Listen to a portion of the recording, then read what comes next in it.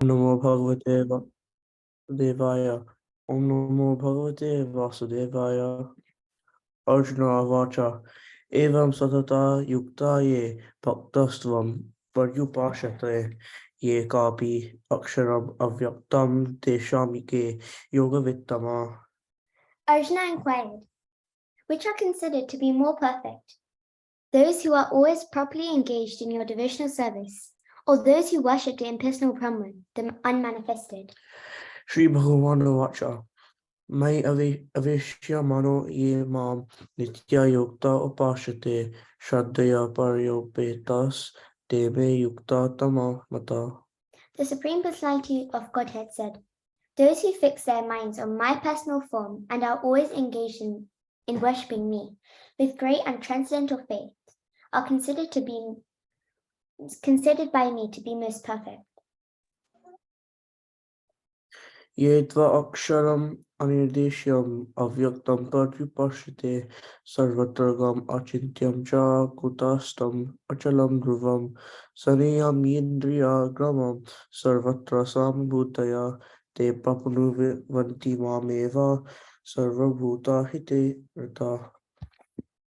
But those who fully worship the unmanifested, that which lies behind the perception of senses, the all-pervading, inconceivable, unchanging, fixed and immovable, the personal conception of the absolute truth, by controlling the various senses and being equally disposed to everyone. Such persons, engaged in the welfare of all, at last achieve me. Klesho Dekataraustesham Avyakta Shakta Chetisham Avyakta Higatir Dukam.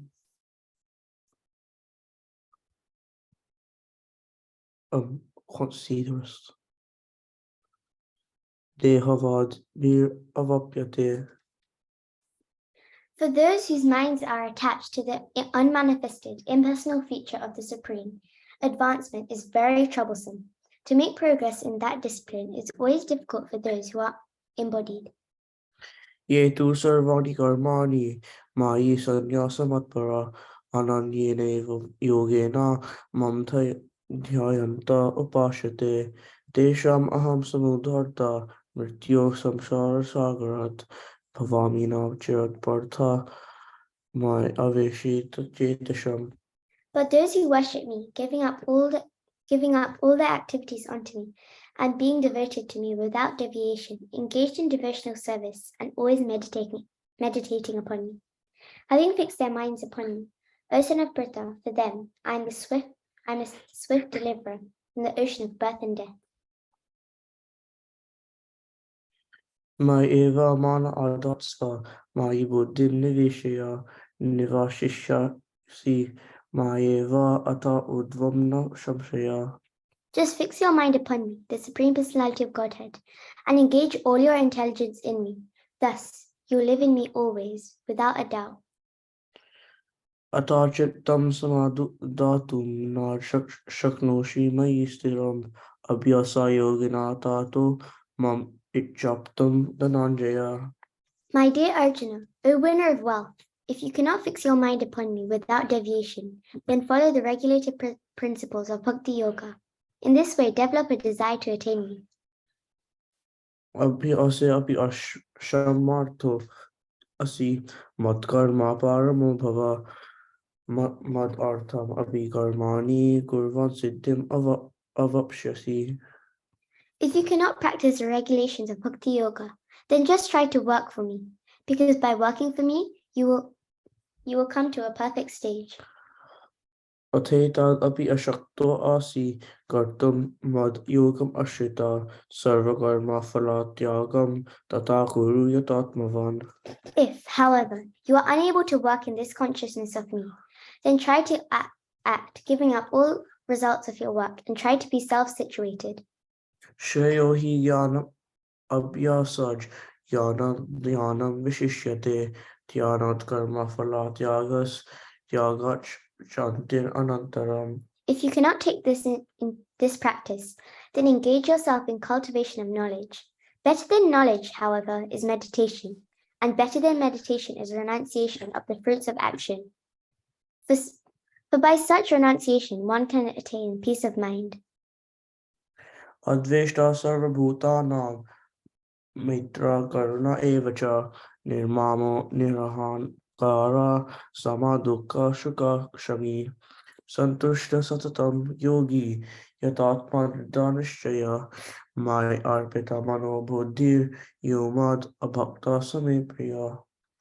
One who is not envious, but is a kind friend to all living entities, who does not think of himself a proprietor and is free from false ego, who is equal in both happiness and distress, who is tolerant, always satisfied, self-controlled, and engaged in devotional service with determination, his mind and intelligence fixed on me. Such a devotee of mine is very dear to me. यस्मान्नोद्विजति लोको लोकान्नोद्विजतश्चया हर्षमसमर्षभयोद्विगे मुक्तो यस्व च मे प्रिया. He by whom no one is put into difficulty and who is not disturbed by anyone, who is equiposed in happiness and distress, fear and anxiety, is very dear to me. अनापेक्ष सुचिर्दक्ष उदासीनो गताव्यता सर्वरम्भा परित्यागी यो मद्भक्ता समे प्रिया. My devotee who is not dependent on the ordinary course of activities, who is pure, expert, without cares, free from all pains, and not striving for some result, is very dear to me. यो न हृष्यति न द्वेष्टि no शोचति न काङ्क्षति शुभाशुभा परित्यागी भक्तिमान या स मे प्रिया. One who neither rejoices nor grieves, who neither laments nor desires, and who renounces both auspicious and inauspicious things. Such a devotee is very dear to me. समाशत्रौ च मित्रे च तथा मानापमानयो शीतोष्ण सुख दुःखेषु शामय संग विवर्जिता तुल्यनिन्दास्तुतिर्मौनी सन्तुष्टो येन विनाचित् अनिकितास्थिरमाते भक्तिमान मे प्रियो नरः. One who is equal to friends and enemies, who is equiposed in honor and dishonor, heat and cold, happiness and distress, fame and infamy, who is always free from contaminating association, always silent and satisfied with anything, who doesn't care for any residence, who is fixed in knowledge and who is engaged in devotional service. Such a person is very dear to me.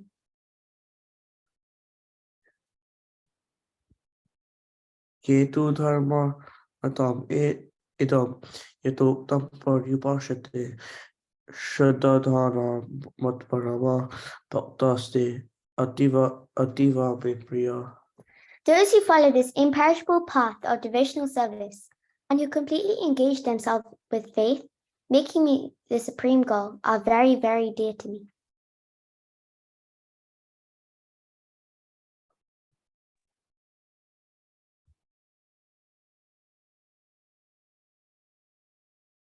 Hare Krishna. Thank you, Balram and Yamuna, for your beautiful recitation. Thank you, Mataji.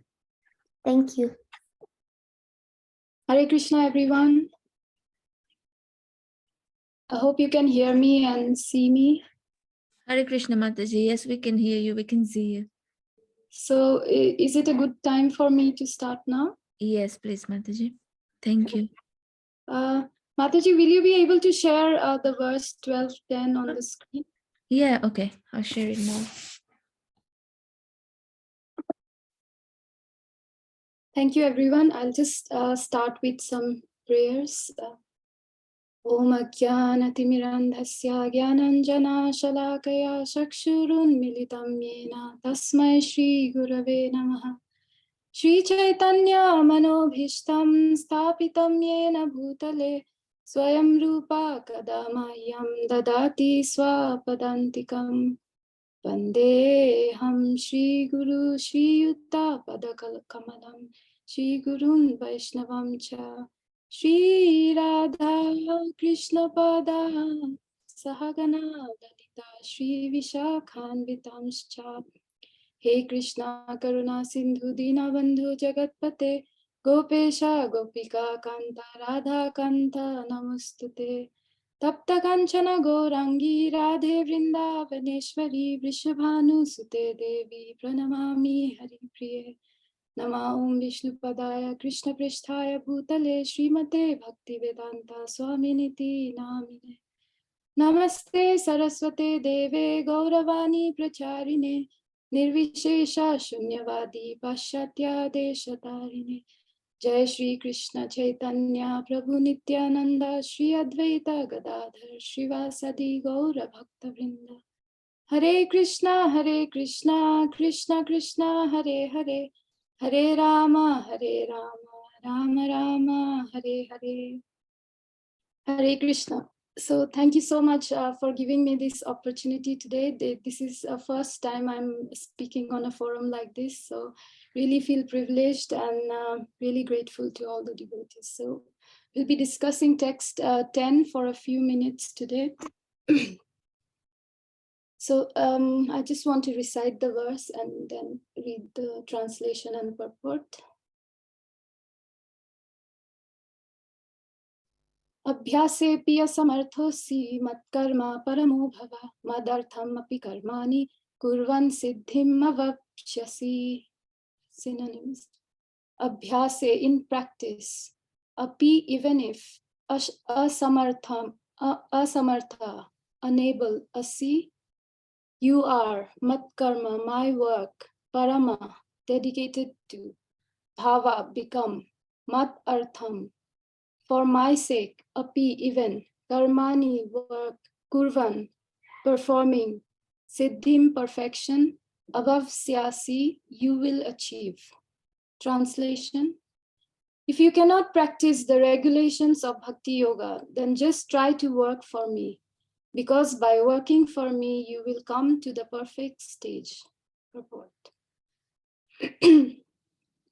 One who is not able to even practice the regulative principles of Bhakti Yoga under the guidance of a spiritual master can still be drawn to this perfectional stage by working for the Supreme Lord. How to do this work has already been explained in the 55th verse of the 11th chapter. One should be sympathetic to the propagation of Krishna consciousness. There are many devotees who are engaged in the propagation of Krishna consciousness and they require help. So even if one cannot directly practice the regulative principles of Bhakti Yoga, he can try to help such work. Every endeavor requires land, capital, organization, and labor. Just as in business, one requires a place to stay, some capital to use, some labor, and some organization to expand. So the same is required in the service of Krishna. The only difference is that in materialism, one works for sense gratification. The same work, however, can be performed for the satisfaction of Krishna. And that is spiritual activity. If one has sufficient money, he can help in building an office or temple for propagating Krishna consciousness. Or he can help with publications. There are various fields of activity, and one should be interested in such activities. If one cannot sacrifice the results of his activities, the same person can still sacrifice some percentage to propagate Krishna consciousness. This voluntary service to the cause of Krishna consciousness will help one rise to the higher state of love of God, whereupon one becomes perfect. So I think you've been studying this chapter. The name of the chapter itself is Devotional Service. And Krishna, in every verse, he's trying to bring us closer to him. And I just want to go through the last two verses because they are all connected. So in 1208, Krishna is giving us, he's basically coming top down. He's saying that if you have spontaneous remembrance of me, or if you can engage in my service just by remembering and thinking about Krishna always, just fixing upon your mind upon me, the Supreme Personality of Godhead and engage all your intelligence in me, then you will live in me always without a doubt. So that's a very high stage. And so devotees like the gopis, Mother Yashoda, they didn't really have to, they practice some principles or follow certain rules and regulations to remember Krishna. It was very natural and spontaneous for them. So it's a very high stage when you can have that spontaneous love for Krishna. So in this 12.9, Krishna then gives the option that if you cannot fix your mind upon me without deviation, then follow the regulative principles of Bhakti Yoga. In this way, develop a desire to attain me. So, and even to follow regulative principles, it's not so easy. This is a stage when we don't have spontaneous love, but devotees who have a very strong faith in Krishna, then they follow the rules and regulations of waking up in the morning, going for Mangala Aarti, chanting, deity worship, cooking for Krishna. All these regulative principles one can follow if they have very strong faith and they want to achieve that ultimate perfection. And then Krishna very mercifully, he's saying in 12.10 that if you cannot practice the regulations of Bhakti Yoga, then just try to work for me, because by working for me, you'll come to the perfect stage. So here, if we look at the Sanskrit, here, abhyasepi asamarthosi. So this represents the practice of regulative principles. And in the second line, it says mat karma paramo bhava. So here, mat karma, if you look at the word by word translation, my work, parama, dedicated to. And here parama also means like the supreme, that supreme or transcendental, when what happens. And in the last two lines, it talks about mad artham api karmani. Mad artham is, mad artham is for Krishna's sake, and karmani's work. And what is the result? Kurvan siddhim avapshyasi. And just by doing the work for Krishna, one can achieve perfection. So there are many things in the purport that Prabhupada says, like, Prabhupada's mood is always to engage devotees in the ultimate good of people. So as such, that compassion is very much prominent in this purport as well. So Prabhupada wanted to engage each and people from each and every level. He wanted that, just by somehow or other, if people are connected to Krishna, they will eventually be perfect. So here Prabhupada talks about the different kinds of engagement. So there can be, there are different types of work one can do. There is the direct service, which we often talk about, like doing service at the temple, cooking, volunteering at the Goshala, all these preaching, book distribution. These are all direct service for Krishna. And there are also indirect services which one can perform. And in the purport, Prabhupada talks about one can just be sympathetic to the movement, even if you cannot actively participate. He says, just be sympathetic and just, be nice to the devotees. And if you have money, so he says those who are actually preaching, doing the frontline work, just by helping them, that's something Prabhupada is encouraging people to do. And he talks about if you have land, if you have capital, you can use everything in Krishna's service. So that's the mood of Prabhupada. And even in indirect service, there are different levels. No matter who wants to do how much, everybody is welcome to somehow or other connect to Krishna.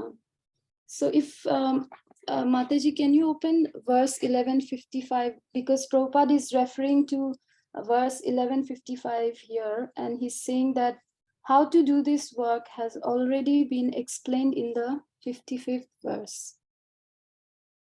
Is that from Bhagavad Gita, Srimad Bhagavatam? Yes, Mataji, 11th chapter, 55, verse 55. 1 second.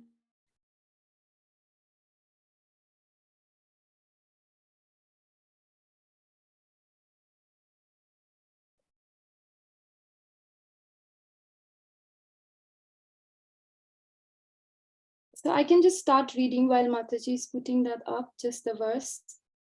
Mat karma krin mat paramo mat bhakta sangha varjitaha nirvaira sarva bhuteshu yasa mam iti pandava.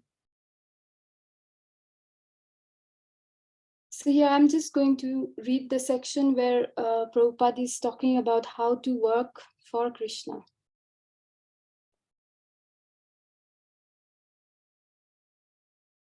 I'm not sure if I have the rights to share, otherwise I would have shared.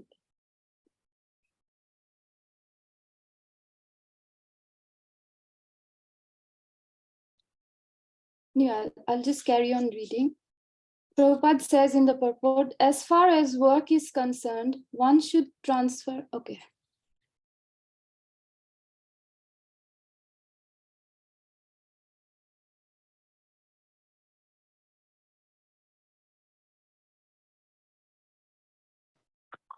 If you go to the second paragraph, Mataji, of the purport.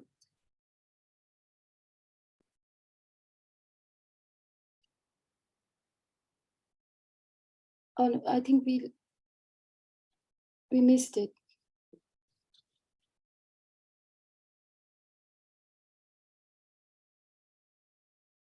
Yeah, that's it. That's it, Mataji. So as far as work is concerned, one should transfer his energy entirely to Krishna conscious activities, as stated in the Bhakti Rasamrita Sindhu. So here Prabhupada, in one line, he's encouraging everyone to just, that whatever work we do, it should be done in an entirely Krishna conscious way. And here he refers to the verse from Bhakti Rasamrita Sindhu. Anasaktasya vishayan yatharhan upayunjataha nirbandha Krishna sambandhe yukta vairagyam uchyate. No work should be done by any man except in relationship to Krishna. This is called Krishna karma. One may be engaged in various activities, but one should not be attached to the result of his work. The result should be done only for him. For example, one may be engaged in business, but to transform that activity into Krishna consciousness, one has to do business for Krishna. If Krishna is the proprietor of the business, then Krishna should enjoy the profit of the business. If a businessman is in possession of thousands and thousands of dollars, and if he has to offer all this to Krishna, he can do it. This is work for Krishna. Instead of constructing a big building for his sense gratification, he can construct a nice temple for Krishna, and he can install the deity of Krishna and arrange for the deity's service, as is outlined in the authorized books of devotional service. This is all Krishna karma. One should not be attached to the result of his work, but the result should be offered to Krishna, and one should accept as prasadam, the remnants of offerings to Krishna. If one constructs a very big building for Krishna and installs the deity of Krishna, one is not prohibited from living there, but it is understood that the proprietor of the building is Krishna. That is called Krishna consciousness. If, however, one is not able to construct a temple for Krishna, one can engage himself in cleansing the temple of Krishna. That is also Krishna karma. One can cultivate a garden. Anyone who has a land in India, at least, any poor man has a certain amount of land, can utilize that for Krishna by growing flowers to offer him. One can sow tulsi plant, because tulsi leaves are very important, and Krishna has recommended this in Bhagavad Gita, Patram Pushpam Phalam Toyam. Krishna desires that one offers him either a leaf or a flower or fruit or a little water, and by such an offering he is satisfied. This leaf specially refers to the tulsi. So one can sow tulsi and pour water on the plant. Thus, even the poorest man can engage in the service of Krishna. These are some of the examples of how one can engage in working for Krishna. So this is, Prabhupada has explained everything in this purport. It's just so simple, Krishna consciousness. And Prabhupada uses the term Krishna karma. So it's as per one's capacity, anyone can serve Krishna. Somebody can give all his Lakshmi, someone can build a temple, install deities, and he says, the simplest thing you can do is, if you have a piece of land, you can grow flowers, sow some tulsi plants, and worship Krishna. So I just want to touch upon, in the early days of ISKCON, most devotees used to live in the temple, and they would just be full-time devotees. But as times passed, now we see that most of us are grihastas living outside the temple, and we have our direct service at the temple. Then we have our indirect, if we in the form of like donations and things like that, we do that as well. And then we have our swadharma, which is our occupational duties towards our family. So many of our devotees, they work outside. So, and if you see work, and I was hearing actually Chaitanya Charan Prabhu's lecture, and he was saying how work and worship can be connected together in a way that Prabhupada is saying in these purports. So work itself, does not elevate one to a higher state or connect to Krishna. If we go to an office and just do our work, it has nothing to do with Krishna. And when we talk about worship, worship is something which helps us connect to the divine. Now, those two things have to overlap that's what this verse is talking about. When we practice seeing Krishna in everything and bringing Krishna into our work and dedicating our results to Krishna. So he says work involves various activities done for remuneration or position, whereas worship involves activities done for connecting with the divine. So when these two are connected together, that's called work as worship. And in India, we have a very common conception of the Bhagavad Gita, that the Bhagavad Gita teaches that work is worship. And they say that, there is actually no need to worship. If you just work, then you're doing something good. And they feel that that's what the message of the Bhagavad Gita is. But when we study carefully, we understand that just simply doing work is not going to liberate us or uplift us in any way. It's just more entangling. But when we connect a proper spiritual practice with it, then it can actually liberate us and take us to the path of perfection. And then when we do work, Prabhuji talks about three things. One is the vision, how we look at work. Somebody may be a teacher, and then if you ask them, why are you doing this? They may say like, oh, I just have to earn money. So that's looking at work in the mode of passion. And then you ask another person, and he may say that, I want to, I'm just unhappy doing this. I just have to teach this foolish students. So it's completely in the mode of ignorance. And then someone may say that, oh, I'm tutoring because everyone has a contribution to make in maintaining the world. So I'm just creating the future. So these are three different ways someone can look at their work. One in the mode of passion, goodness, and ignorance. And then there is also the higher than that would be when we see that I'm a part and parcel of Krishna, and this is all part of God's plan, and I'm just doing my bit. So this is how actually Prabhupada has taught us to look at work.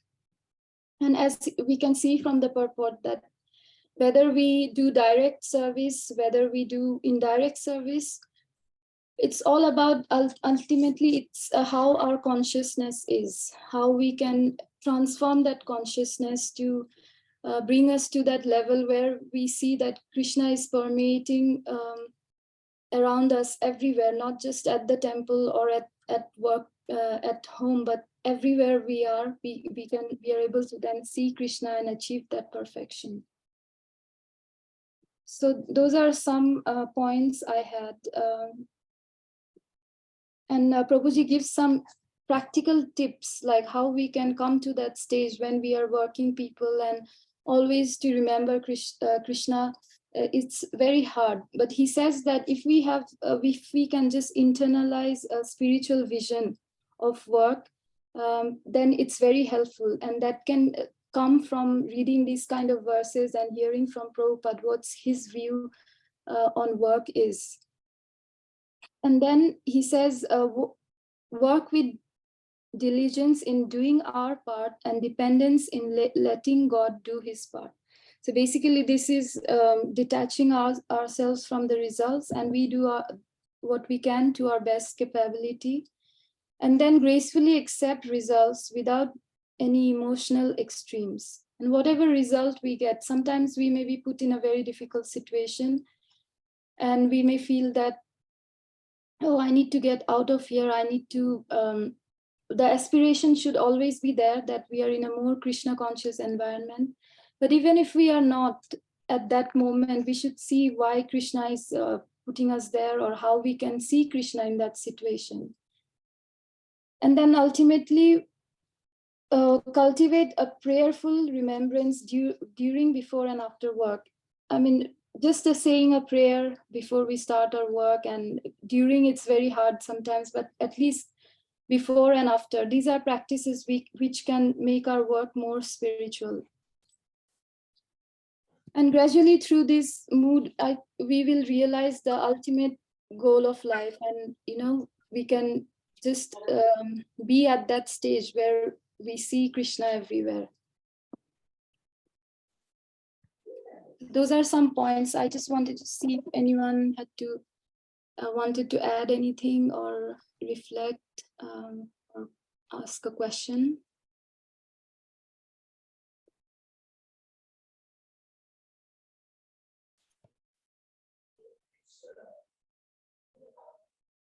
If not, then I can just read one last quote by Prabhupada. This is from a morning walk that Prabhupada says about work. At the present moment, our consciousness is that we are working for our own sense gratification. When this consciousness will be changed, that we work for satisfying Krishna, then our lives will be complete. You haven't got to change your work or position. So here Prabhupada is again indicating that it's not about changing our work or, staying in a more Krishna conscious environment. Of course, that helps.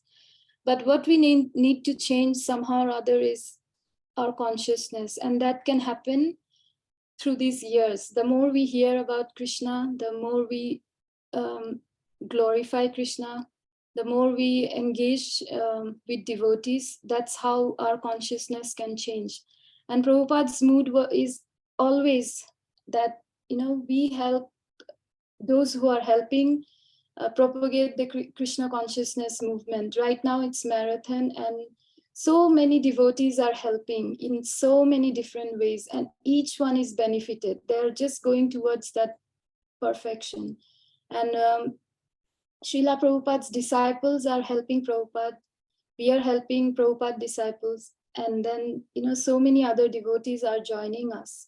So this is so wonderful that, ultimately everybody is going to that path. And that's what Prabhupada wanted. He wanted to give that compassion out without any discrimination. So thank you, everyone. I think I'll stop here. And once again, if there is any question or comments, then please feel free to unmute and just speak. I'll just take out our family business. Vrindarika Mataji, wonderful class. Thank you so much. I hope you come back again and again. Mataji, thank you for your blessings. Wonderful. Wonderful. Thank you. Thank you. Hare Krishna Mataji, such a beautiful class. Thank you so much. Thank you, Ravi. Hare Krishna. Hare Krishna. For listening. So I think today we are going to start the third chapter of our family business.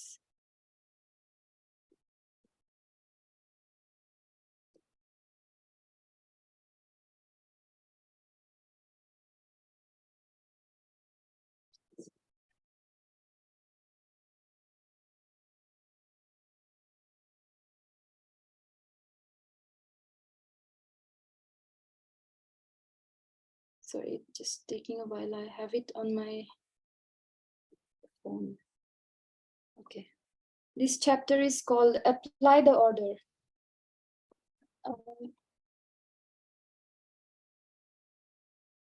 Can someone tell me how long we have to read the book? We normally read for 10 minutes, Mataji. Yeah. In this chapter, I recount how Srila Prabhupada applied his spiritual master's order to print and distribute transcendental books.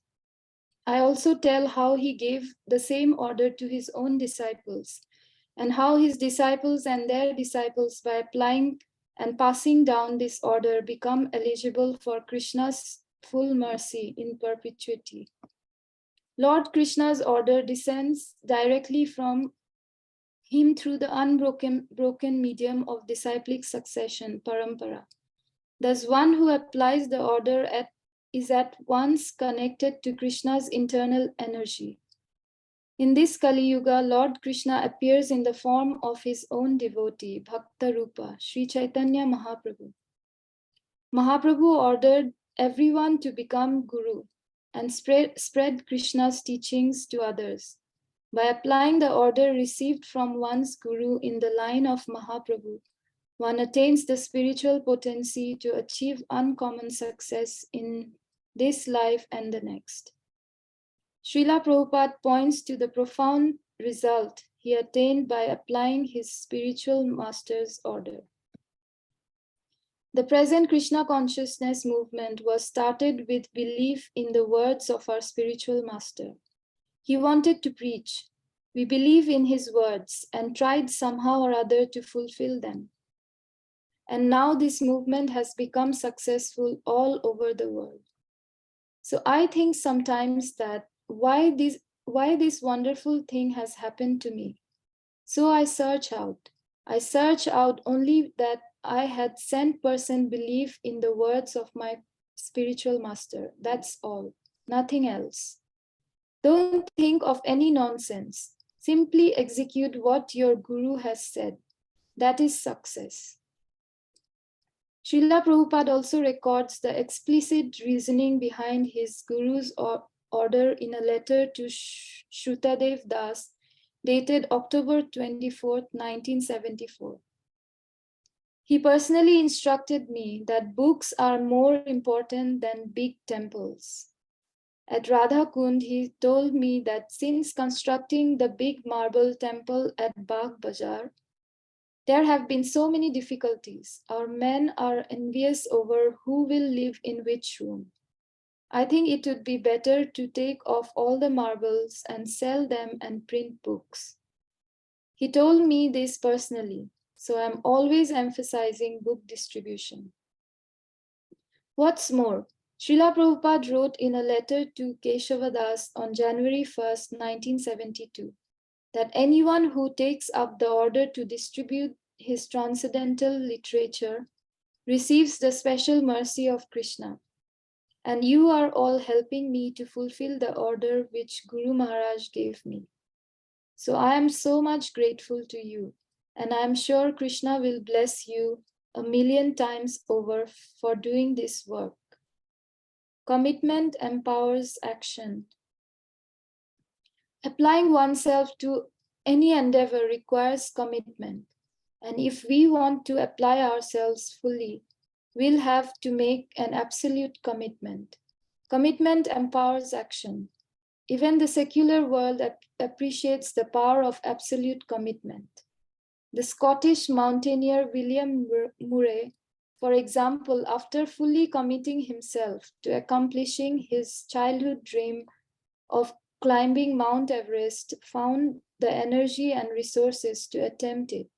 He never made it to the summit, but only because his body would not acclimatize to the height of the last stage. Murray writes, until one is committed, there is hesitancy, the chance to draw back, always ineffectiveness.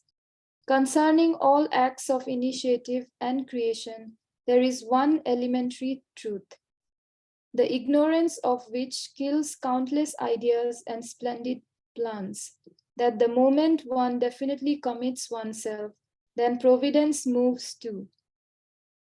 All sorts of things occur to help one that would never otherwise have occurred. A whole stream of events issues from the decision, raising in one's favor all manner of unforeseen incidents and meetings and material assistance, which no man could have dreamt would have come his way. I learned a deep respect for one of Goethe's couplets.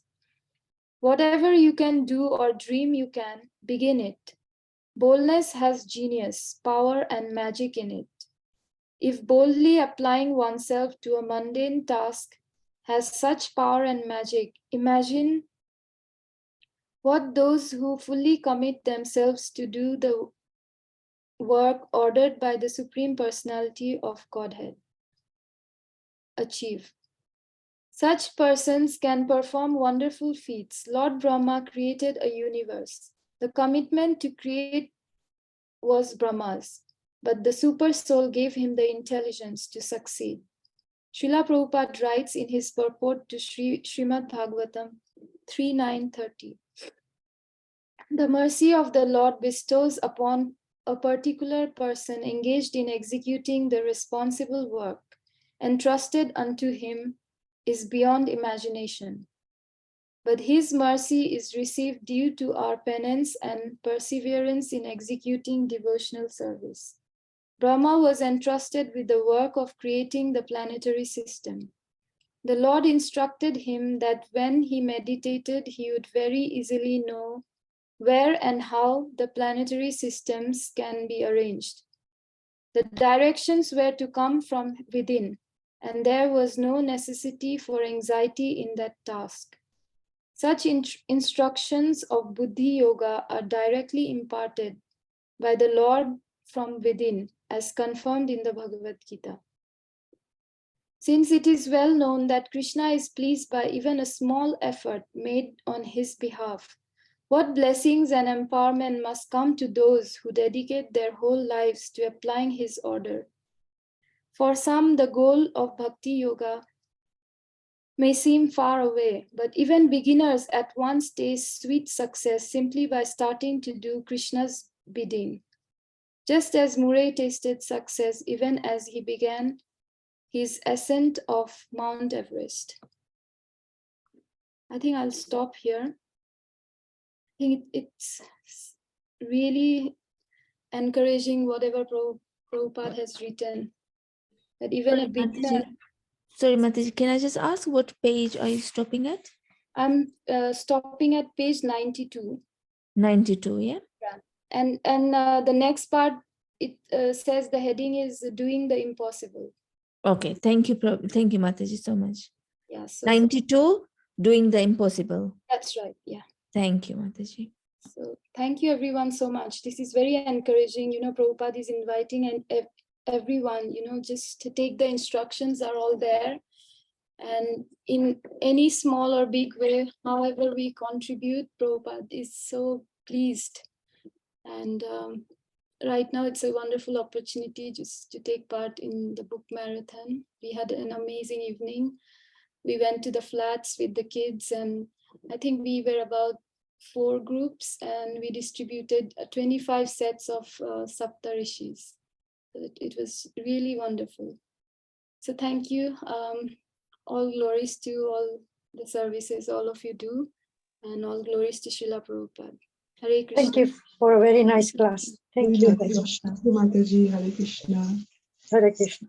Hare Krishna, Mataji. Hare Krishna. Thank you. Hare Mataji. Krishna. For a wonderful class. Thank you. Hare Krishna. Krishna Mataji, lovely class.